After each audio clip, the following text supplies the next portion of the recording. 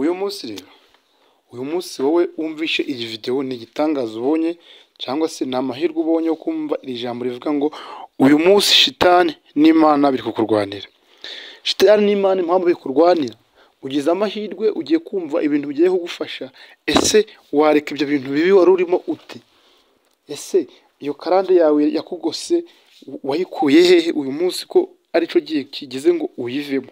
Biriya byaha wirirwamo, buriya bubeshi wirirwamo, bariya abantu bakuzira wirirwamo, bariya abantu ubana nabo bakugize gutyo, uyu munsi ni umunsi Imana ikubwiye ngo hinduka, menya icyo ukora kugira ngo uje mu nzira nziza. Kuko impamvu nkubwiye gutyo, Imana irakuntumyeho ivuga ngo va muri iyo nzira mbi jya mu nzira nziza. Dore impamvu uri mu nzira mbi cyangwa se impamvu uri mu nzira nziza. Kiriya kigare wirirwamo, bariya abantu wirirwamo, iriya sosiyete mwirirwana, dore niyo yakugize gutyo. Mbere na mbere manza wahitamo iki kintu ngiye kubwira. Hitamo icyiza cyangwa ikibi. Ni ukuvuga ko nimba uri mu kigare cy'abasinzi, nimba uri mu kigare cy'abasambanyi, nimba uri mu kigare cy'ababeshi, nimba uri mu kigare cy'abicanyi, nimba uri mu kigare cy'abarozi, uyu munsi nawe uri umwe muri abo barozi. Turabasuhuje inzira y'umusaraba cyangwa se bakunzi b'umusaraba. Uyu munsi tuzanye ijambo rivuga ngo uva mu byo urimo, hitamo icyiza cyangwa ikibi. Niba warayobotse icyiza kiyoboke, niba warayobotse ikibi kiyoboke. Ntabwo twavuga ibyo bintu rero tutamanje gusenga. Uwiteka Imana ishobora byose, tuje imbere y'amaso yawe, tuje kuganira n'abana bawe, tuje kuganira n'urukundo rwawe, tuje kuganira n'abayoboke bawe. Turagusabye ngo ibyo tubuganire byose biyoborwe nawe. Turi abantu, turareba tugacumura, turavuga tugacumura, turagenda tugacumura, turatekereza tugacumura, ariko ibyo byose kuri umunyarukundo byose urabitubabarira. Dufashe rero, dufashe uri ijambo riri buhindure.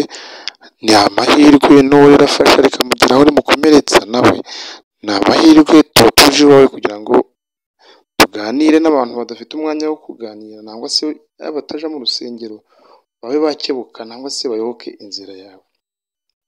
Urakoze rero kuba umpaye imbaraga zo kuba nasangiza abantu ibyo tugiye kuvuga. Amen. Nk'uko umaze kubabwira, uyu munsi tuje kugira tuganire ijambo rivuga ngo niba warahisemo ikibi kivemo, niba warahisemo icyiza kigumemo. Uwiteka yaratubwiye ati nshyize ibintu bibiri imbere yawe, ikibi cyangwa icyiza. Wowe ubwo niwe ugomba kwihitiramo icyo ugomba kubaca. Muri iyi minsi rero abantu benshi bahisemo ibintu bibi. Byiza barabireba bakabiterera, ariko ibibi nibyo bashyira imbere. Abantu benshi bashyize imbere ubusambanyi, abantu benshi bashyize imbere uburaya, abantu benshi bashyize imbere kunywa inzoga, abantu benshi bashyize imbere uburiganya, ubusambo, kwirata, kugira ute ibintu nk'ibi.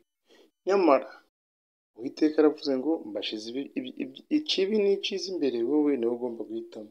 Noneho ukibaza uti mbese ibyo bintu nabihisemo bizangeza kuki? Nshuti yanjye, mukunzi w'umusaraba, wowe uteganya guhinduka, sinkubwiye ngo hinduka ureka ibyo bintu ngo aka kanya, ahubwo nimba uri kubona warabaye imbata yabyo, wagerageza ukagenda uhinduka gake gake. Kuko icyo nkubwiye cyo ni uko nzi ko ibyo wabonye, ibyo wakoze nta n'ibyo uzabazwa.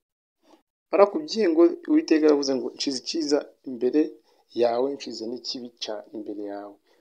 Wowe ubwawe wahisemo gukora ikibi. Uyu ni umwanya wo kugira ngo uhinduke. Ngiye kubwira gutyo ni ukuvuga ngo iyo uramutse uhindutse ukaja imbere y'Imana ugakora ibyo Imana ishaka, ni ukuri ubona imigisha myinshi cyane. Uzasanga ibintu byinshi byarahindutse mu buzima bwawe kandi ari wowe wabihinduye. Ni ukuvuga ko ari byiza bihindura ubuzima bwawe, ndetse n'ibibi bigahindura ubuzima bwawe. Noneho icyo ugiye kureba ni kimwe. Ese niba warahisemo ibibi bikaba bigomba guhindura ubuzima bwawe, none ubuzima bwawe urukumva buzahinduka gute? Icyo nakubwira ni kimwe. Ibibi kubireka ni ibintu byumvikana, ni ibintu binoroshye cyane. Icyo ngusaba ni kimwe. Ese ushobora kubireka gute? Dore ngiyi inzira ya mbere ushobora kurekamo ibibi. Nimba waranywaga inzoga ushobora gufata umwanya ukavuga uti ngiyewe izi nzoga ni okay. Nimba waranywaga ikesi y'inzoga nta nkubwiye ngo zireke ako kanya, ahubwo uvuga uti nimba buri munsi nanywaga ikesi y'inzoga, ikesi igizwe n'amacupa 12, ihangane utangire unywe 10. Numara kunywa amacupa 10, numara kunywa amacupa 10 ukayimenyeza, igihe kizagera unywe amacupa 8, uzayimenyeza unywe 6, igihe kizagera ugere kuri 1, igihe kigere ugere kuri 0. Ibyo ni ibintu bishoboka cyane. Nyamara usibye ko abasinzi nangwa se abanywa inzoga bavuga ngo byanga byakunda sinanywa inzoga, cyo nkubyeco uramutse utanazinyoye ntaco byaba. Hari impamvu mpereye ku nzoga. Inzoga niwe se w'ubusambanyi, niwe nyina w'ubusambanyi. Abanywi b'inzoga bashobora kuba bari kunyumva, kambabwira ikintu kimwe gishoboka. Iyo uri muri kabari umaze gufata icupa rya mbere, irya kabiri, ukabona abasinze bari kubyina bari kwizunguza, nawe ugenda wizunguza gake gake, ugera ku rya gatatu utangiye kuva ku ntebe wari uriho, nawe utangiye kubegera, ugera ku rya kane nawe watangiye kugera muri mudu. Bivuze ngo ni iki? Inzoga nazo hari ukuntu ziba zikozwe. Icyo kiganiro cy'inzoga tuzagenda tukivugeho, ariko inzoga nizo se w'ubusambanyi. Kuko impamvu nkubwira gutyo, ntiwaba utasinze ngo uje kurongora ntabwo se uje gushaka indaya yasinze. Ntabwo waba utasinze ngo ubone umukobwa wese ngo ubone ngo ni mwiza. Ariko iyo wasinze ikintu cyose, n'igihe uhura n'umukobwa mwararana mu gitondo ukavuga uti se uyu muntu ni njye koko twararanye, usanga uraranye n'umuntu ushobora kuba wanarana n'umuntu ufite ubumuga butandukanye wowe utabibonye, ukabibona mu gitondo, ukaja ugasanga niba ufite imyaka 18 nangwa 20, wararanye n'umuntu ufite imyaka 35 nangwa 40, nubwo nakwita ngo umukecuru. Ku bakobwa ho simbivuga, kuko abakobwa bo n'abatarobanura, nubwo waba uri umusaza uri gukambakamba, umukobwa w'imyaka 18 w'indaya nangwa se wicuruza mwabonana. Icyo ngusabye ni kimwe rero, mwene data, mushiki wanjye, icyo ngusabye ni kimwe. Numara guhinduka, numara kubona inyungu yo gukora ibintu byiza, uzabona koko ko iyi cano yaziye igihe. Ikindi nakubwira ni kimwe, uyu munsi tuvuze ku nzoga gusa, ariko hari ibintu byinshi bitandukanye. Simvuze ko abatanywa inzoga nabo badasambana, ariko nabwo hari ikiganiro ubushize gikurikira iki twavuzeho cy'ingaruka y'ubusambanyi, ingaruka y'icyaha. Ni ukuvuga yuko ntabwo tuvuze ko abatanywa inzoga bo badasambana, yego nabo barasambana, ariko nabwo wowe wiri gusambana, ngiye guha urugero rw'ukuntu amafaranga yawe ataka. Byanga byakunda aho usambanira, byanga byakunda hari umwanya wawe uba wataye. Hari igihe uhura n'umukobwa ufite indwara runaka, aba yaguteza indwara runaka. Hari igihe umutera inda ugasanga ubuzima bwe bugiye mu kaga, ndetse n'ubwawe buba bugiye mu kaga, kuko muba mwirirwa mutongana, wanteye inda, wagize ute, nawe ubwawe urahangayika. Ingaruka z'ubusambanyi murazizi, ni ingaruka nyinshi. Kuko impamvu ugarutse hano, ntabwo twabeshera abantu banywa inzoga gusa n'abatanywa inzoga kuko barasambana. Ariko noneho nabwo mu gihe turi kuvuga ibyo ngibyo, ese umuntu usambana, nibura n'ubwo wasambanira mu gihuru, uwo muntu mwahura ngo muhite muryamana, byanga byakunda hari ibintu bigomba kugukonsoma. Ikindi, uriya muntu mwaryamanye, byanga byakunda hari izindi stress agutera, mpa amafaranga, nyereza amafaranga, turatungurira akantu, ngira ute. Ibyo byose ni ibintu byinshi nawe uzi nimba utekereza, kandi nimba urengeje imyaka 18. Iyi nama nkugiriye yo kuva mu kibi ukaja mu ciza, nawe ushobora gutekereza ingaruka yakugiyeho.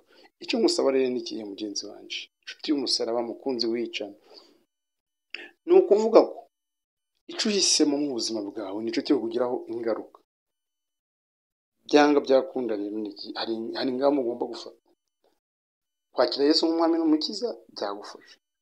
Impamvu byagufasha, nimba warafataga umwanya ngo ugiye muri ibyo bintu bibi, ibyo bintu by'ubusambanyi, byo kunywa inzoga, byanga byakunda, uwo mwanya numara kuwima shitani ukawuhereza Imana irahemba, hari ikintu izaguhereza.